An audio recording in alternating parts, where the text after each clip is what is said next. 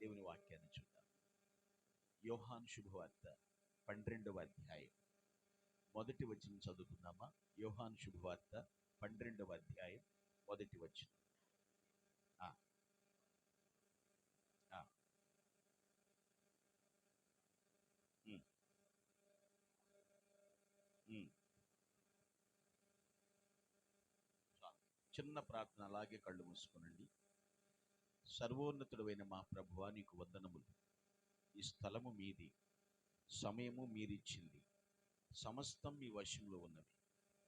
మీ దాసులు జాన్ బాబు గారు చేస్తున్న పరిచర్య, వారి కుటుంబం మీ కళ్ళ ముందు కళ్ళకు కట్టొచ్చినట్లుగా కనబడుతుంది. మీరు ఇచ్చిన పిలుపుని బట్టి వారు మీ కాడి మోస్తూ ముందుకు వెళుతున్నారు.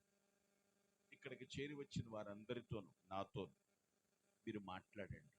మీ మాట వినుటకు, విధేయత చూపుటకు బుద్ధి పుట్టించుమని క్రీస్తు పేరిట ప్రార్థిస్తున్నాను తండ్రి, ఆమేన్. ప్రభునందు ప్రియులారా, యేసుక్రీస్తు ప్రభువారు ఈ భూమి మీద నివసించినటువంటి సందర్భంలో ఆయన ఎవరిని తోలనాడలేదు, ఎవరిని ద్వేషించలేదు, దూషించలేదు. ప్రతి ఒక్కరికి తన ప్రేమను పంచి చూపించాడు. అది క్రియల ద్వారా చూపించాడు. ఆయన ఏది చెప్పాడో అదే చేశాడు, ఏది చేశాడో అదే చేయమని మనకి చెప్పాడు. చెప్పకుండా చేయలేదు, ఆయన చేయకుండా మనకు చేయమని చెప్పలేదు. ఆయన మానవ రూపిగా భూమి మీదకి వచ్చి మానవుల మధ్య సంచరిస్తూ ప్రతి కుటుంబాన్ని ప్రేమించటానికి ఇష్టపడ్డాడు ఆయన. ఎందుకంటే యేసయ్య ప్రేమించిన కుటుంబాలు ఆశీర్వదించబడతాయి. హల్లెలూయా. ఇక్కడ ఒక కుటుంబం కనబడుతుంది. ముగ్గురు ముఖ్య వ్యక్తులు కనబడుతున్నారు. ఎన్నో పర్యాయాలు వీరి గురించి మనం చదువుకున్నాం. మార్తా, మరియా, లాజరు. సింపుల్ ఫ్యామిలీ అనుకోవచ్చు మనం. చిన్న కుటుంబం, చింతలేని కుటుంబం అని మీరు నాకు కొటేషన్స్ చెప్పొద్దు, కానీ very important family for Jesus Christ. ఎందుకంటే ఆయన పరిచర్య చేసి విశ్రాంతి తీసుకోవాలనుకున్నప్పుడల్లా వారింటికి వచ్చేవాడు. ఆయన ఎక్కడుంది వీళ్ళ ఇల్లు అంటే బేతనియా. బైబిల్ అబద్ధమా నిజమా అంటే బైబిల్లో వ్రాయబడిన ప్రతి ప్రదేశం ఇప్పటికీ ఉన్నాయి. హల్లెలూయా. సో బైబిల్ ప్రామాణిక గ్రంథమే తప్ప అప్రమాణిక గ్రంథము కానే కాదు. జెరూసలేము నుంచి జెరికోకు వెళ్ళేటువంటి ఆ యొక్క దూరంలో, ఆ ప్రాంతంలో అప్రాక్సిమేట్లీ 6 కిలోమీటర్స్ అలా వస్తే ఈ బేతని అనే ప్రాంతం ఉంటుంది. అక్కడ వీళ్ళ ఇల్లు ఉంది. అంతకు ముందే చనిపోయిన లాజరును యేసుక్రీస్తు బ్రతికించాడు. ఓకేనా? వారి ఇంట్లో విందు ఏర్పాటు చేయబడింది. ఆ విందుకి ప్రభువారు గెస్ట్గా వచ్చారు. హల్లెలూయా. ఇక్కడ విందు ఏర్పాటు చేయబడింది, విందుకి గెస్ట్ వచ్చాడు అంటే విందు ఏర్పాటు చేసే అంతగా కుటుంబం దీవించబడింది. అర్థమైందా విషయం? గ్రహిస్తున్నారా విషయం? అంటే ఆశీర్వాదం అంటే చాలా మంది అంతస్తులంటే ఆశీర్వాదం అంటారు. It's a bad thought. అది తప్పుడు ఆలోచన. ఆశీర్వాదం ఎప్పుడు పదార్థ సంబంధమైనది కాదండి. ఆశీర్వాదం ఎప్పుడు వస్తు సంబంధమైనది కాదు. ఆధ్యాత్మిక ఆనందానికి సంబంధించింది అది. హల్లెలూయా. ఆ కుటుంబం ఆశీర్వదించబడింది. అందుకు వారు ప్రభువుని పిలిచి విందు ఏర్పాటు చేశారు. ఈరోజు నేను చెప్పే వాక్యం యొక్క అంశం ఏమిటంటే ఏ బ్లెస్డ్ ఫ్యామిలీ, ఆశీర్వదింపబడిన కుటుంబము. Today topic of the message a blessed family, ఆశీర్వదించబడిన కుటుంబం. ప్రతి కుటుంబాన్ని దేవుడు దీవించాలని ఇష్టపడుతున్నాడమ్మా. ఆయనకి ఏ పక్షపాతము లేదు. ఎవరు ఆయన్ని ఆయనగా అర్థం చేసుకుని ఆరాధిస్తారో వారిని ఆశీర్వదించకుండా దేవుడు ఉండలేడు. హల్లెలూయా. వారు విందు చేశారు. అది తేనీటి విందా, బ్రేక్ఫాస్టా, డిన్నరా, లంచా, సప్పరా, ఇవినేమి కాదు. వారు విందు చేసేంతగా సంతోషాన్ని ఆ ఇంట దేవుడు నింపాడు. అర్థమైందా విషయమే? వారు విందు చేశారు. అక్కడ ఆ విందు విషయంలో ఉన్న గొప్ప విషయం ఏమిటి అంటే ఆయన వచ్చి కూర్చున్నాడు. అక్కడ బ్రతికింపబడిన లాజరు కూడా ఉన్నాడు. గ్రహించండి, నేర్చుకోవాలనుకునే బుద్ధి ఉన్నప్పుడు ఎప్పుడు కూడా కూర్చుని వినటానికే మనం ఇష్టపడుతూ ఉంటాం. అవునా కదా? నేర్చుకోకపోతే మన బ్రతుకుని మార్చుకోలేము. మార్చుకోకపోతే దేవుడు పరలోకంలో చేర్చుకోలేడు మనల్ని. ఎంతసేపు నేను నేర్చుకోను, కూర్చుకుంటాకే ఉంటాను అంటే నోర్చబడతాం. జాగ్రత్త. దేవుడు మనకు నేర్పిస్తున్నాడు, ప్రతి ఒక్కటి నేర్చుకుందాం. ఆయన వచ్చాడు, అయితే ఆ కుటుంబానికి ఆశీర్వాదం ఊరకనే వచ్చేసిందా అనేది కూడా ఆలోచన చేయాలి. ఒక వ్యక్తి పైపైకి ఎదుగుతున్నాడు అంటే అది భక్తన్న అయి ఉండాలి, లేదా కుయుక్తన్న అయి ఉండాలి. భక్తన్న అయి ఉండాలి, కుయుక్తన్న అయి ఉండాలి. యుక్తితో కొందరు వెళుతూ ఉంటారు, సాధిస్తూ ఉంటారు. భక్తితో సాధించింది శాశ్వతంగా చిరకాలం నిలబడుతుందండి. హల్లెలూయా. ఈ కుటుంబము దీవించబడటానికి, దేవుడు ఆ ఇంటికి గెస్ట్గా రావడానికి చాలా కారణాలు ఉన్నాయి. ఏ విధంగా ఆ కుటుంబం ఆశీర్వదించబడిందో చూడాలి. అక్కడ ఆమె చేసిన పని, మరియ చేసిన పని పరిశీలన చేస్తే, అత్తరు తీసుకొచ్చి ఆయన పాదాల మీద పోసి తల వెంట్రుకలతో తుడిచి, అర్థమైందని విషయమే. ఇదంతా చేస్తే ఆ గదంతా అత్తరు వాసనతో నిండిపోయింది, సుగంధ వాసన. అలా ఎందుకు చేసింది? అలా ఎక్కడ మనం చూడమే అనుకోవచ్చు. జూయిష్ పీపుల్కి ఒక ట్రెడిషన్ ఉంది. ఏంటి ఆ ఆచార సాంప్రదాయం అంటే, యూదులు ఎవరైనా చనిపోతే వారు ఆ చనిపోయిన శరీరానికి సుగంధ ద్రవ్యాలు పోస్తారు. అదే ట్రెడిషన్ ఇప్పుడు మనం కూడా చేస్తుంది. ఇది అప్పటి నుంచే వచ్చింది, ఇప్పుడేదో మనకు కొత్తగా పుట్టిందేమీ కాదు. ఇప్పుడు ఎందుకు ఈ పని చేస్తుంది? యేసుక్రీస్తు బ్రతికే ఉన్నాడు, తన సోదరుడు చనిపోయిన వాడు కూడా బ్రతికే ఉన్నాడు. ఎందుకు ఈ పని చేసినట్టు అంటే, యేసుక్రీస్తు శరీరం రేపు భూస్థాపన కార్యక్రమంలో ఈమెకు దొరుకుతుందో దొరకదు, అసలు ఈమెకి ఎంట్రీ ఉంటుందో ఉండదు. అవకాశాన్ని మాత్రం సద్వినియోగం చేసుకుంది. హల్లెలూయా. తెలుగులో ఒక సామెత ఉంది, దీపం ఉండగానే తర్వాత ప్రాణం ఉండగానే ప్రభువుని నమ్ముకు. దీపం ఉండగానే ప్రతి ఒక్క విషయంలో అంతే. అయితే మొదటిది మాత్రం చేస్తారు, రెండోది మాత్రం చేయలేరు. అక్కడ దాకా వస్తాం. ఆరంభ శూరత్వం అనేది నెరవేరుతూ ఉంటుందన్నమాట. గ్రహించండి, ఈ విషయాన్ని మనం పరిశీలన చేస్తే, కేవలము రక్షణ పొందని వారు ఏమంటారంటే, అనవసరంగా అత్తరు నేలపాలు చేసి. ఎవరు మాట్లాడతారు ఆ మాట? రక్షింపబడని వారు పలికేటువంటి మాట. రక్షించబడిన వారైతే, నేను చేయలేకపోయాను, నేను చేయలేక, నేను ఖర్చు చేయలేక పోయాను అనుకుంటాను. అయితే ఏ విధంగా ఈ కుటుంబం ఆశీర్వదించబడింది? ఆమె మరియ చాలా ప్రేమతో అక్కడ ఆ అత్తర పోసిన కార్యక్రమం చూస్తున్నాం. నేనేమంటానంటే దాన్ని, ఆమె యేసు పాదములకు అభిషేకం చేసింది అంటాను. ఏం చేసింది? అభిషేకం. అభిషేకం అంటే ప్రేమతో కూడిన అభిషేకం కాబట్టి దాన్ని ప్రేమాభిషేకం అని కూడా పిలుస్తూ ఉంటారు. ఎందుకనంటే యేసుక్రీస్తు ఈ కుటుంబమును ప్రేమించాడు, ఈ కుటుంబము కూడా తిరిగి యేసుక్రీస్తుని ప్రేమించాడు. ప్రేమ ఒక సైడ్ ఉంటే చాలదండి. ఎప్పుడు కూడా వన్ సైడ్ లవ్ ఏమైపోద్దమ్మా? మీకు బాగా తెలుసే, మా అమ్మాయి. రెండు వైపులా ప్రేమ ఉండాలి. అయితే ఎవరు ముందు ప్రేమించారు? యేసుక్రీస్తు ప్రభువారు తానే ముందుగా మనలను ప్రేమించారు.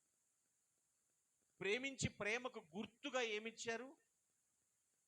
తన ప్రాణం ఇచ్చారు ఆయన. హల్లెలూయా. సో దీన్ని తెలిసిన మనం ఏం చేయాలి? తిరిగి ప్రేమించాలి. ఈమె చేస్తున్న పని అదే. అయ్యా, నీవు నా పట్ల చూపిన ప్రేమకు గుర్తుగా నేనేమివ్వగలను? నా జీవితాన్ని ఇస్తానని ముందుకు వచ్చింది ఆమె. హల్లెలూయా, హల్లెలూయా. అది ఎటువంటి అభిషేకం చేస్తే ఆ కుటుంబం ఆశీర్వదించబడిందో మీకు తెలియజేస్తాను. 3 విషయాలు ఈ రాత్రి మీతో నేను ముచ్చటిస్తాను పిల్లల వాక్యంలో నుంచి. ఫస్ట్ ఆఫ్ ఆల్, మొట్టమొదటిగా చూద్దాం, 3వ వచనాన్ని ఒకసారి చదువుకుందాం.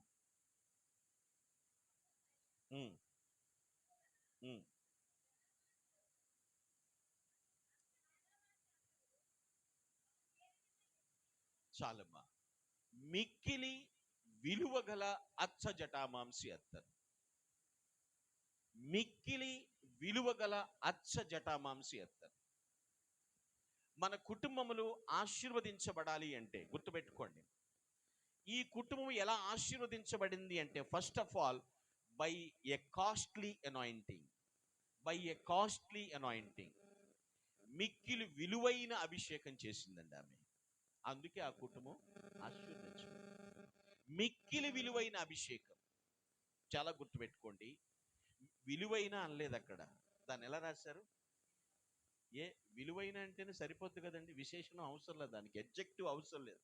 కానీ మళ్ళీ ఎడ్జెక్టివ్ యాడ్ చేశాడు. మిక్కిలి, అక్కడ తాగల, అచ్చ జటామాంస అత్ర అనొచ్చు, అచ్చ అని కూడా పెట్టారు. అర్థమైన విషయమే. ఎడ్జెక్టివ్ ఎందుకు వాడతారు? విశేషణాన్ని గ్రామర్లో విశేషణం అంటారు. ఎందుకు పెడతారు దానికి? చదువుకునే పిల్లలకు అర్థమవుతుంది. ఇంపార్టెంట్ క్వశ్చన్ అంటారు, వెరీ ఇంపార్టెంట్ క్వశ్చన్ అంటారు. ఉంటుందా లేదండి? చాలా ప్రాముఖ్యమైన ప్రశ్న, ఇది కంపల్సరీ ఎగ్జామ్లో వస్తుంది అంటారు.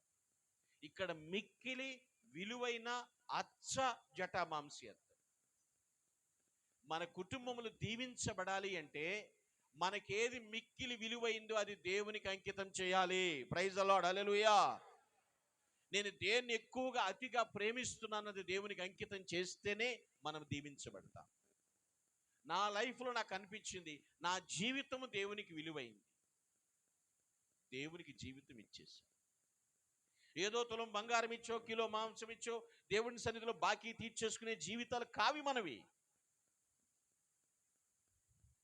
ఎందుకు ఆ కుటుంబము దీవించబడి విందు చేస్తున్నారు అంటే ఆలోచించండి. ఎలా దీవించబడటానికి మొట్టమొదటి కారణం, విలువైన అభిషేకము ద్వారా ఆశీర్వదించబడతాము. మిక్కిలి విలువ. అది కూడా ఎందుకో చెప్తాను. బైబిల్ పండిట్స్ హిస్టారికల్ ఎవిడెన్స్ ఏమి చెలవిస్తున్నాయంటే, ఆమె పెట్టిన ఖర్చు ఎంతండి? ఇప్పుడు 150 అంటే లెక్కలో ఉందా? పిల్లోడు తీసుకుంటుంది. 500 నోట్ ఇస్తేనే ఒక్క నోటేనా అంటున్నాడు, ఒక్కటే అంటున్నాడు. 500 నోట్ ఇస్తే సరే, ఆ కాలంలో ఎక్కువ అనుకుందాం. కానీ చరిత్ర ఏమిటంటే ప్రియులారా, ఒక మనిషి సంవత్సర జీతం అది. నోరు వెళ్ళబట్టి మాకు దోమలు వెళ్తాయి. 1 year శాలరీ అండి అది. ఆ అచ్చ జటామాంస అత్తర కొంటకు పెట్టిన ఖర్చు. ఒక మనిషి 1 year శాలరీ. ఎవరైనా దేవునికి అంకితం చేసిన వాళ్ళు ఉంటే చెయ్యెత్తి స్తోత్రం చెప్పండి. సిగ్గుపడద్దు. సిగ్గుపడాల్సిన పని మీరేం చెయ్యట్లేదు, కానీ చెయ్యరని కూడా నేను అనుకుంటున్నాను. చాలా మంది అంటూ ఉంటారు, ఏంటి మీ లైఫ్, సూటు బూటు కోటు ఏంటి నోటు అంటూ ఉంటారు. ఇచ్చి చూడు, దేవునికి ఇచ్చి చూస్తే ఆశీర్వాదాలు అనంతంగా ప్రవాహంలాగా బయటకు వస్తూ ఉంటాయి. హల్లెలూయా, హల్లెలూయా. జాన్ బాబు గారు, సంఘ కాపరి గారు, వారి జీవితాన్ని దేవునికి ఇచ్చారు. వాళ్ళు చక్కని పని చేసుకోవచ్చు, జాబ్ చేసుకోవచ్చు. వారి ఫ్యామిలీ మంచి యవ్వన కాలంలో చక్కని బైబిల్ తరఫీదు పొంది దేవుని సేవలో నిష్ణాతులుగా వాడబడుతున్నారు. ఇక్కడ ఉన్నటువంటి సేవకులు, సంఘ కాపరులు అనేక మంది. ఆశీర్వదించబడాలి అంటే మనకేది విలువైంది అది దేవునికి ఇచ్చేసి, మిక్కిలి విలువైనటువంటి ఆమె యొక్క జీవితం లేదనుకుందో అది దేవునికి సమర్పించేసి, ఓ యేసుదేవా, నీవిచ్చినటువంటి ఈ రక్షింపబడిన జీవితానికి నేను ఏమిచ్చి నీ రుణమును తీర్చుకోగలను? బై ఏ కాస్ట్లీ అనాయింట్మెంట్, మిక్కిలి విలువైన అభిషేకము ద్వారా ఆమె ఆశీర్వదించబడినటువంటి కుటుంబంగా ఉంది. విలువైంది ఏమిటి అని మీరు నన్ను ప్రశ్నిస్తారేమో. బైబిల్లోంచి చూపిస్తాను. కొరింథీయులకు రాసిన మొదటి పత్రిక 6వ అధ్యాయం 20వ వచనం. 1 Corinthians 6:20, 6:20. 1 కొరింథీ 6:20. విలువ పెట్టిన కొనబడిన వారు. వింటున్నారు కదా? మనం కొనబడేవారు. ఏం పెట్టి? విలువ పెట్టి. ఏంటా విలువ? ఆయన ప్రశస్త రక్తం ఇచ్చి కొన్నాడు. సేమ్ అదే కొరింథీ పత్రిక 7:23 కూడా చదువుదాం. 7:23. కనుక ఇక్కడ చూడండి, రెండు ఒకే వచనంలాగా ఉన్నాయి, కానీ డిఫరెన్స్ ఉంది. ఇక్కడ రెండు ఒకటే స్టార్ట్ చేశాడు పౌలు ఉత్తరం రాసేటప్పుడు. ఇక్కడ మీరు విలువ పెట్టి కొనబడిన వారు కనుక దాసులు కాకూడదు. 6:23 ఏమన్నాడు? 6:20లో మీ దేహంతో దేవుని మహింపరచట్లేదట. ఏమైపోతున్నారు దేహంతో? మనుషులకి. మీనింగ్ అర్థమైందా మీకు? ఎవరికి దాసులం అవుతున్నాం, ఎవరిని మహింపరుస్తున్నాం అనేది మిమ్మల్ని మీరే ప్రశ్నించుకోండి.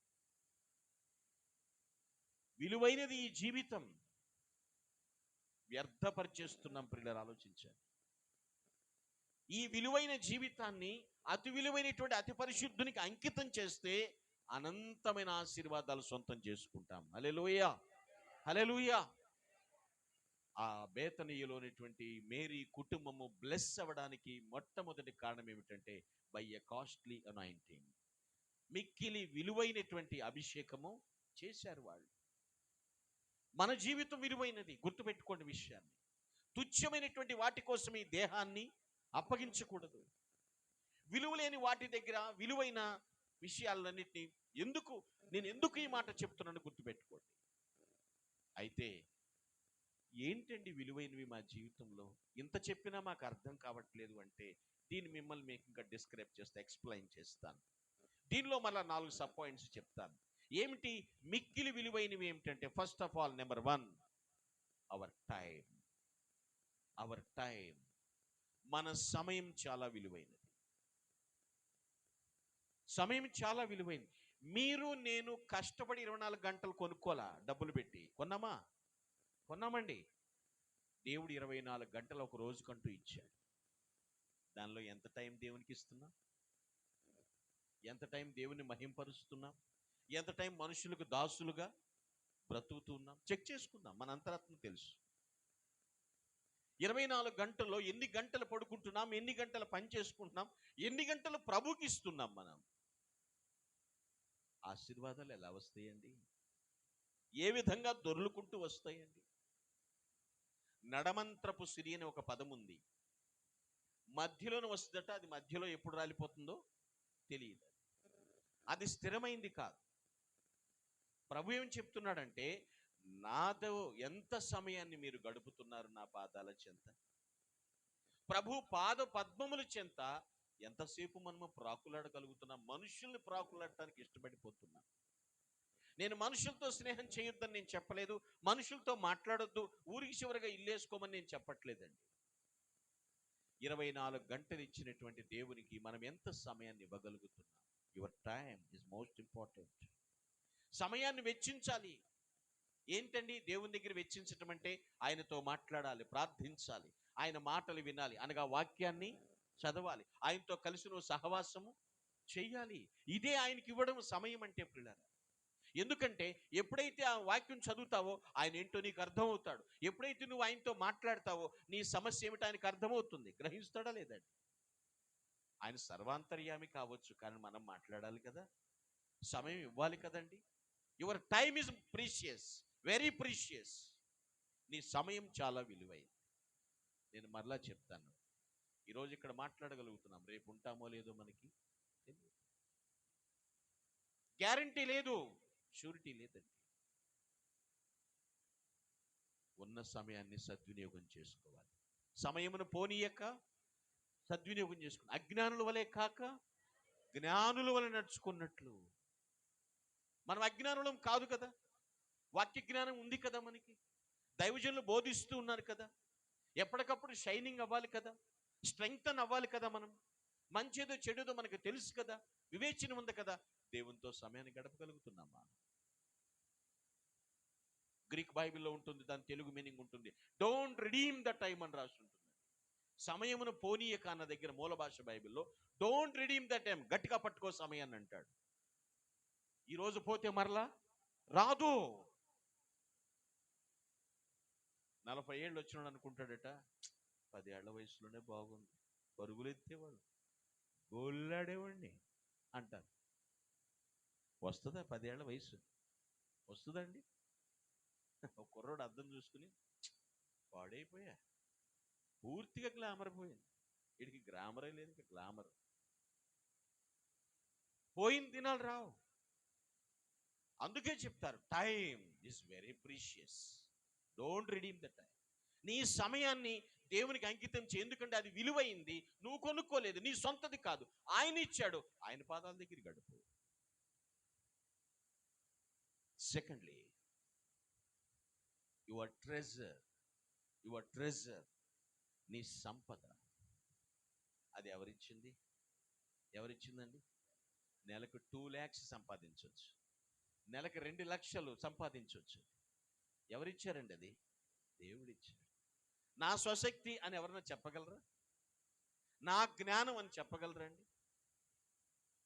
ఆయన ఆయుష్ ఇవ్వకపోతే మనకి ఎక్కడ ఆస్తండి? అనుభవించగలమా?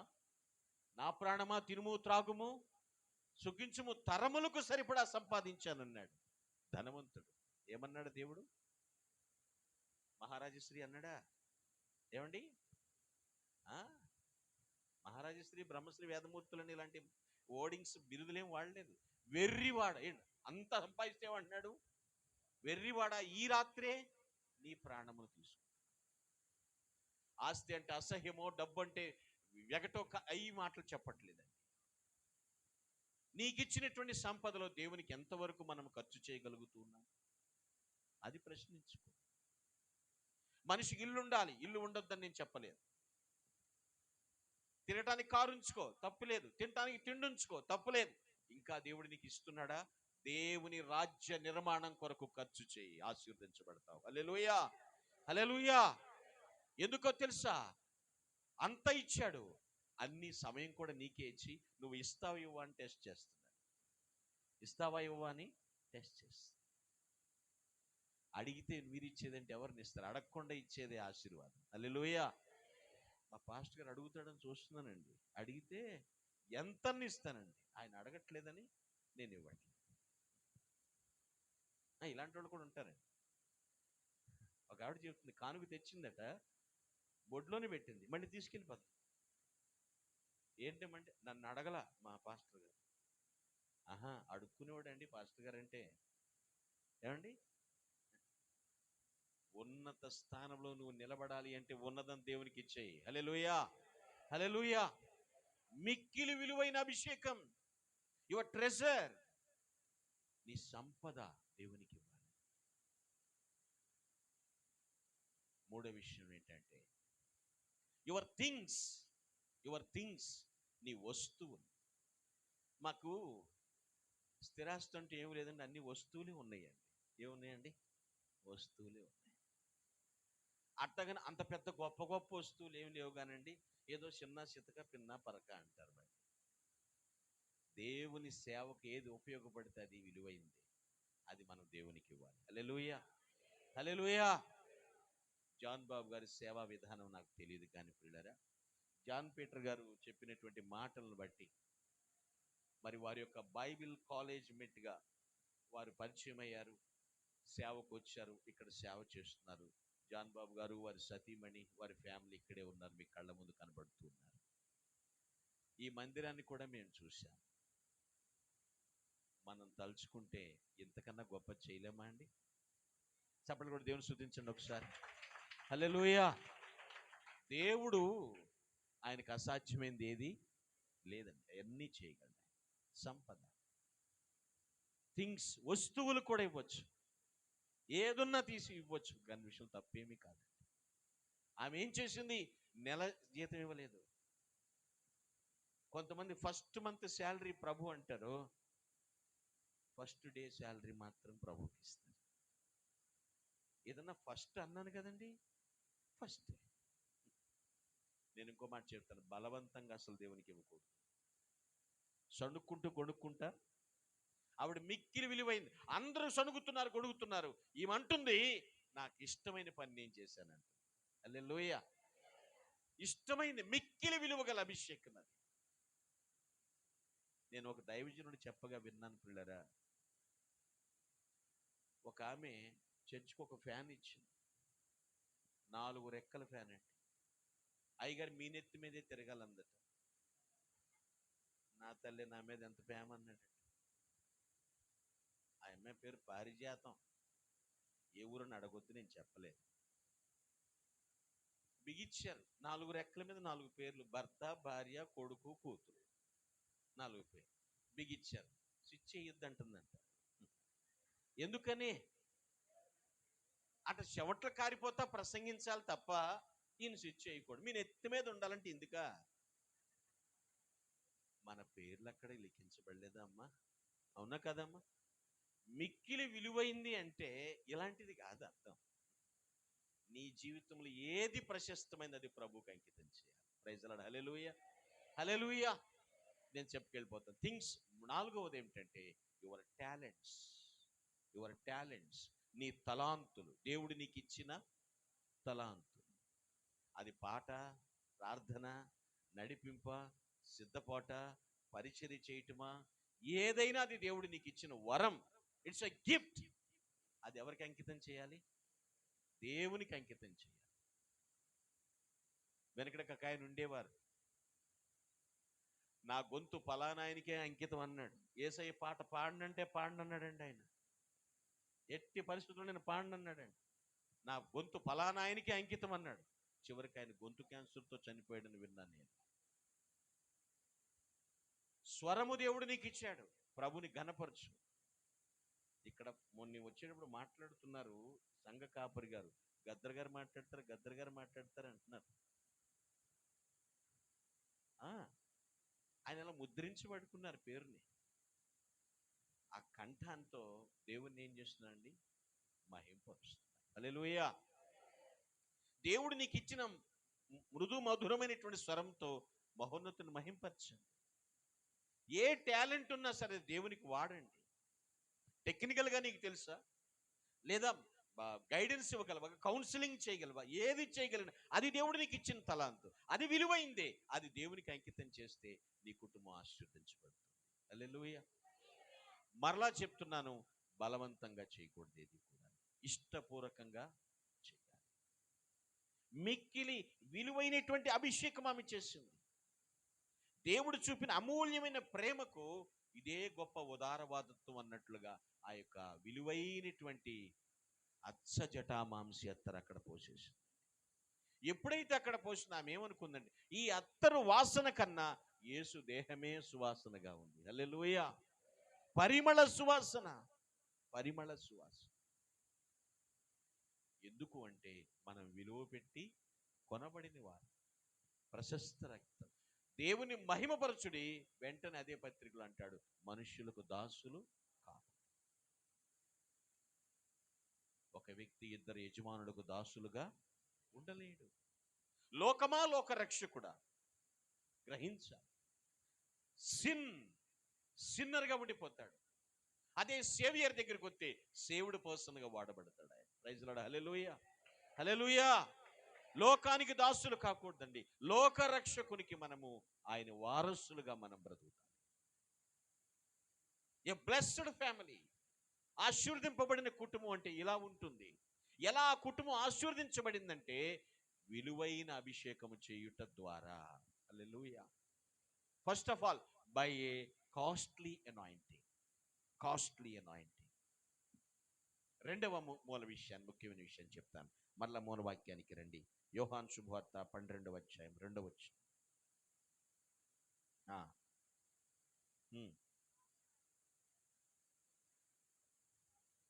యా 2వ వచనం, 3 కూడా.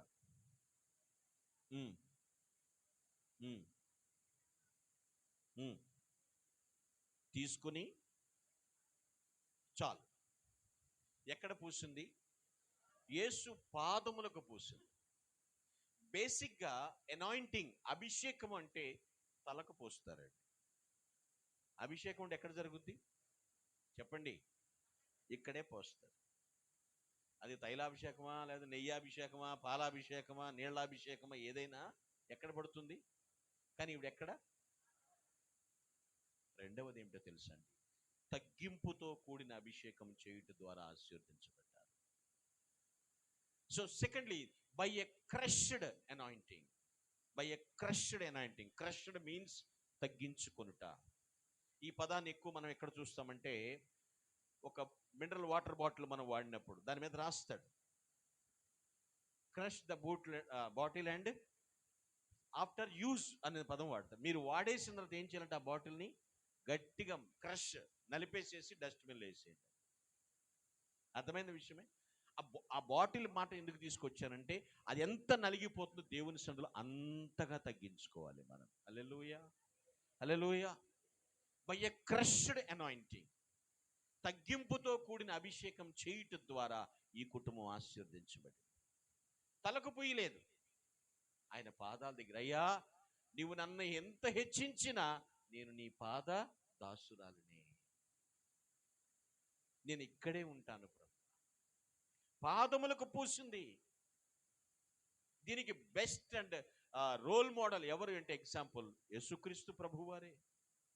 తనను తాను తగ్గించుకుని భూమి మీదకి వచ్చారు. మహామహిమను విడిచి మహికే తెంచారు. ఆయన దైవత్వాన్ని విడిచిపెట్టి మానవత్వాన్ని ధరించుకున్నారు. ఎవరి కోసం? మన కోసం. తగ్గింపు. ప్రతి స్థలంలో ఒక మాట చెప్తాను, వినయం ఉన్న చోట విజయం ఉంటుంది. హల్లెలూయా. తథ్యం, దాంట్లో తిరుగులేదండి. విధేయత నీకుందా, విజయం ఉంటుంది. విధేయత అండి అధికారాన్ని కోరదు, అధికారాన్ని తన కాళ్ళ దగ్గరికి తెచ్చుకుంటుంది. హల్లెలూయా, హల్లెలూయా. ఎందుకనంటే మనం ఎవరి కాళ్ళు పట్టుకుంటున్నాం? ఎస్, అన్నిటినీ నీ కాళ్ళ దగ్గర తీసుకొస్తాడు దేవుడు ఆయన. హల్లెలూయా. ఇక్కడ తగ్గింపుతో కూడిన అభిషేకం చేసింది. చాలామంది నేను రక్షించబడిన వాడను, నేను రక్షించబడిన దానను అంటారు తప్ప తగ్గించుకోనట్లేదు. అదే problem. Where use your humbleness? ఎక్కడుంది నీ ఒబీడియన్స్? కనపడాలి కదా విషయమే. మనుషులకి ఎట్లాగో భయపడరు, కానీ దేవునికి కూడా భయపడకపోతే ఎలా? అవునా కదా? దేవుని సన్నిధిలో తగ్గించుకోవాలి, విర్రవీగకూడదు. అహంకారం పనికిరాదు. అణకువ అందం, అలంకారం. అణకువట ఆడదానికే కాదు, అణకువ అందరికీ అందము, అలంకారం. అందుకే చెప్తుంటారు ఏమని, ఎదిగిన కొద్దీ ఉంటున్నారా? మరి ఉన్నట్టు చెప్తున్నారే. ఉంటున్నామని చెప్పాలి ధైర్యంగా. ఒదిగి ఉండాలి కదా, ఉంటున్నామనాలి. ఎన్ని మెట్లు ఎదిగినా కింద మెట్టు ఎందుకని మళ్ళీ దిగిపోతాక గుర్తుపెట్టుకోవడానికి కాదు, ఎలా వచ్చామో తెలుసుకో. అవునా కదా విషయం? ఎదిగిన కొద్దీ ఒదిగి ఉండాలి. అణగారిపోయిన హృదయాల్లో ప్రభు నివసిస్తాడు, కానీ అహంకార హృదయాల్లో దేవుడు నివసించాడు. వాక్యాన్ని బట్టి మీకు చెప్తున్నాను. విరిగి నలిగిన హృదయము గాలి వారి యొద్ద నేను నివసించుటకు ఇష్టపడుచున్నాను అన్నాడు. నలిగిన మనసు గల వారి యొద్దను, వినయ మనస్సు గల వారి యొద్ద నేను నివసించుటకు ఇష్టపడుతున్నాను అన్నాడు. ఎవడు దీనుడై నా మాటలు విని వణుకుచుండునో వారినే నేను దృష్టించుచున్నాను అంటున్నాడు దేవుడు. విధేయత ఉందా? ఒబీడియన్స్. ప్రతి చోట పిల్లలు ఆలోచించండి. ఐ ఐ ఐ ఐ అంటే నేను నేను English capital letter I I I. English letter I ఎలా ఉంటుందండి? నేనే. కానీ ప్రభు అలా చెప్పలా. దాన్ని వంగి సి, వంచితే, ఐని వంచితే ఏమవుతుంది? సి, సి ఫర్ క్రైస్ట్, క్రీస్తు. సిలువలో నిలువు కర్ర, అడ్డకర్ర అని రెండు ఉంటాయి కదండి. నిలువు కర్ర English letter capital letter I. నేనే, నేనే, అంతా నేనే, నేను కాబట్టి ఇదంతా చేశాను అనుకుంటే నువ్వు కాదురా బడవా కోకో, నీ బదులు నేను వచ్చి బలయ్యనరా. అడ్డకర్రగా ప్రభువు మారాడు, సిలువ బలియాగమయ్యాడు. గ్రహించండి. By a crushed anointing. కొంతమంది యవనస్తులు అంటారు, ఈ పదాన్ని వాడతారు, నాకు ఆ అమ్మాయి అంటే భలే క్రష్ అండి అంటారు. క్రష్ అంటే క్రేజ్ అంటారు. మళ్ళీ పిచ్చి. ఈ పిచ్చి ముదిరితే పాకాన పడితే ఏమొద్దమ్మా? పచ్చి పచ్చిగా బ్రతికి ఏమవుతారు? రెచ్చిపోయి ఏమైపోతారు? చివరికి గచ్చపోదలంటే పడుతుంటారు. బతుకు జీవితం అది. ఇక్కడ తగ్గింపుతో కూడినటువంటి అభిషేకం చేసింది. నేను ఒకటే చెప్తున్నాను, నువ్వెవరికి భయపడతావో లేదో నాకు తెలియదు, కానీ దేవునికి ఖచ్చితంగా భయపడాలి. హల్లెలూయా. చంపేస్తాడని కాదు, కానీ ఆయన పాదాల దగ్గరికి వస్తే నిన్ను చేతులు పట్టి పైకి లేపుతాడు. ఆయన ఎంతగా లేపుతాడంటే లోకస్తులు నిన్ను తొక్కేయాలని చూసినా సరే అంతగా డబుల్ డబుల్గా నిన్ను హెచ్చిస్తాడు ఆయన. హల్లెలూయా. ఎందుకు నేను తగ్గించుకోవాలి అని ఇంకా నాకు సవివరణ కావాలని నువ్వు నన్ను అడిగితే దానిలో కూడా 2-3 విషయాలు మీకు చెప్తాను. విలువైన అభిషేకంతో పాటు తగ్గింపుతో కూడిన అభిషేకం చేసింది. ఎందుకు తగ్గించుకోవాలి? ఎందుకు తగ్గించుకోవాలి? యేసుక్రీస్తు చెప్పినట్లుగా దేవుని వాక్యం చూడండి. లూకా సువార్త 10:42. లూకా 10:42.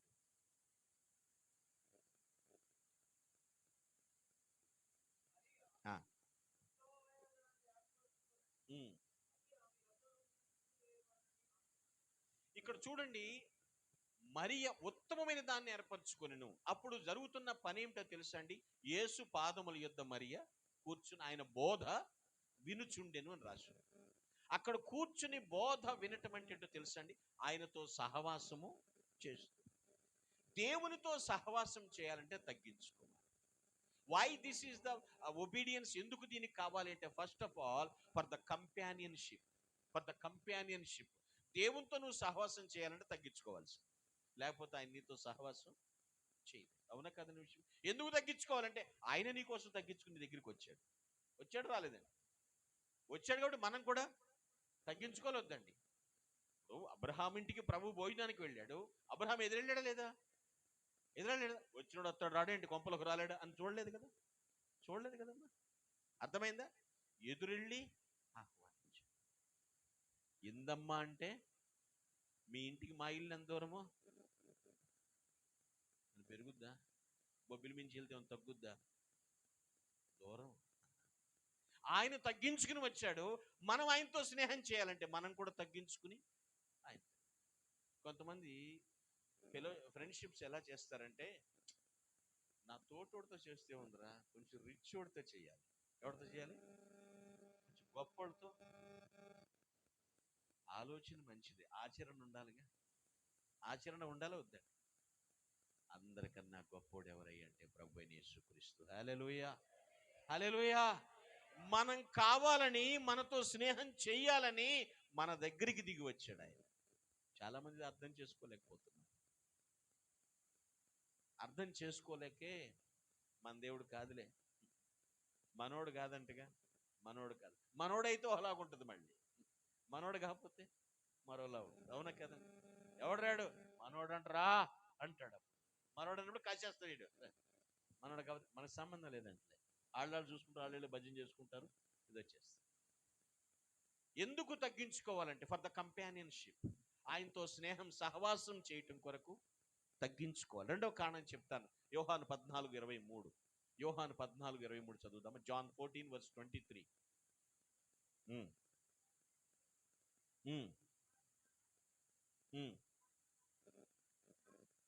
చాలు. ఇక్కడ చూడండి, ఎవరన్నా నాతో కలిసి నాతో చేయాలి అంటే ఆయన ఒకటి చెప్తాను, నన్ను ప్రేమిస్తే నా ఆజ్ఞలు.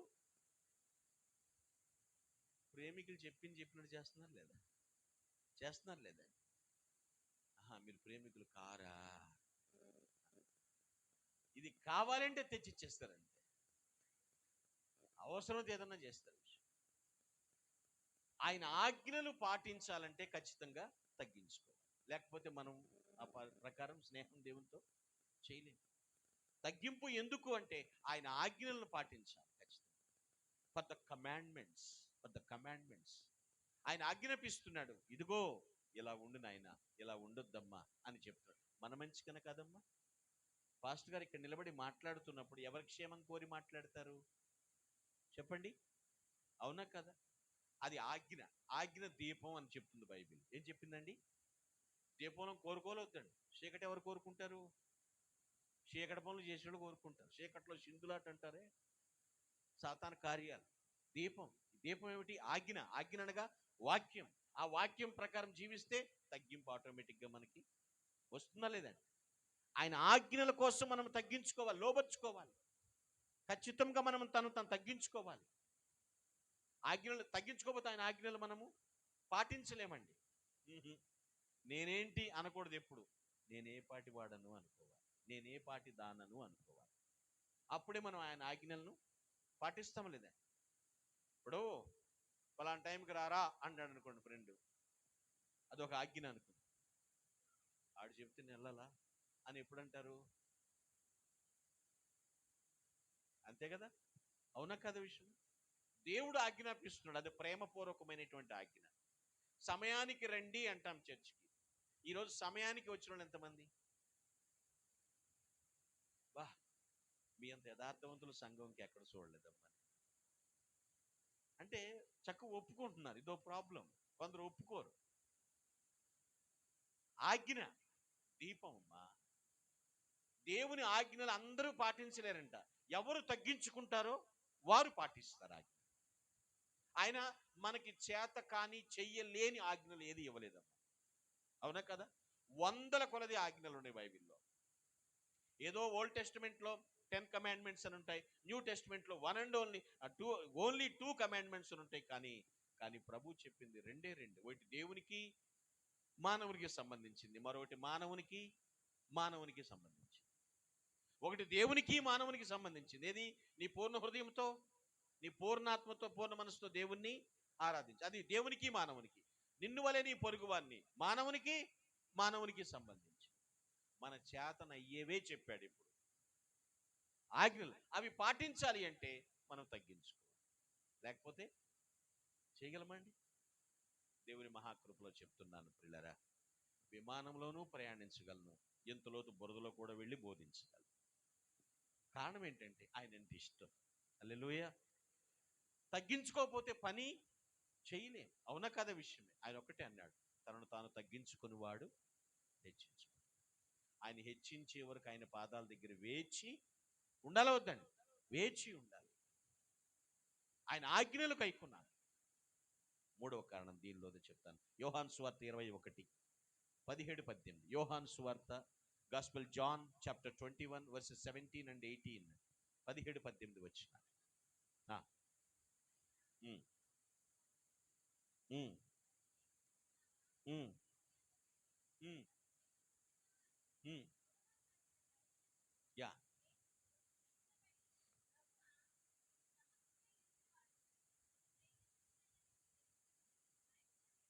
చూడండి ఈ మాట. ఒకే ప్రశ్న ఒకే వ్యక్తిని 3 సార్లు అడిగితే ఎవరికన్నా బాధగా ఉంటుంది. అవునా? డు యు లవ్ మీ అంటాడు, నీవు నన్ను ప్రేమించుచున్నావా? ఒకటేసారి, రెండోసారి, మూడోసారి అని అడగలేదు. అక్కడ ఆన్సర్ వచ్చిన తర్వాత మళ్ళీ అదే అడిగాడు. మళ్ళీ ఆన్సర్ ఇచ్చాడు పీటర్, మళ్ళీ అడిగాడు ప్రేమించుచున్నా. మొదటిసారి అన్నట్టు, మొదటిసారి ఏమన్నాడు? నువ్వు నన్ను ప్రేమిస్తున్నావంటే అన్నాడు, అన్నట్టు. రెండోసారి అడిగినప్పుడు, మూడోసారి ముచ్చటగా అడిగినప్పుడు,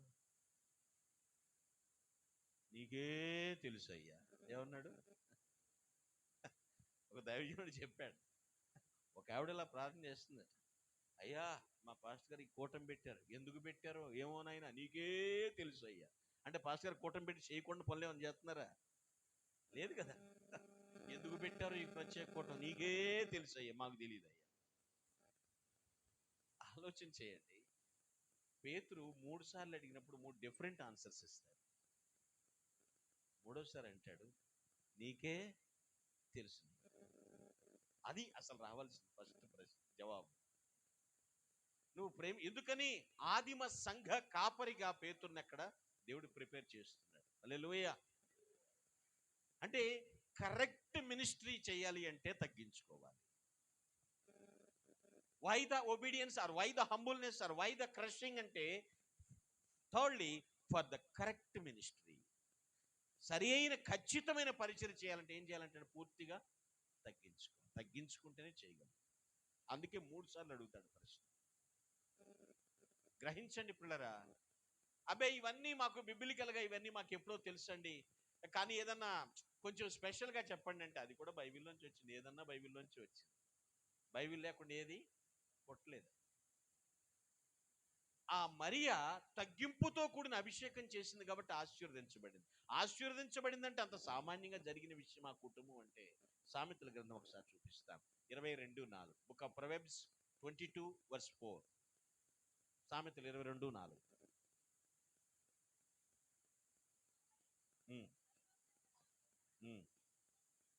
యా. ఐశ్వర్యం, ఘనత, జీవము దేని వలన? గుర్తుపెట్టు. భయభక్తులు ఉంటే వినయం, వినయం ఉన్నవాడు భయభక్తులు కలిగే చేస్తాడు. అర్థమైందా? ఆ వినయం ఎంతకంటే దారి తీస్తుందంటండి, ఐశ్వర్యం ఇస్తుంది, ఘనత ఇస్తుంది. జీవం అంటే ఇక్కడ బతకడం కాదు, ఆ బతుకు కూడా ఇస్తుంది, నిత్య. అర్థమైందా విషయం ఎప్పుడు? ఒక్క తగ్గింపుకి ఇన్ని బెనిఫిట్స్ ఉన్నాయండి. హల్లెలూయా. ఐశ్వర్యం వస్తుంది, ఘనత, పేరు వస్తుంది, రెప్యుటేషన్. అర్థమైన విషయమే. జీవం కూడా దొరుకుతుంది తగ్గింపు. అదేంటండి, వాళ్ళు బతుకుతున్నారు,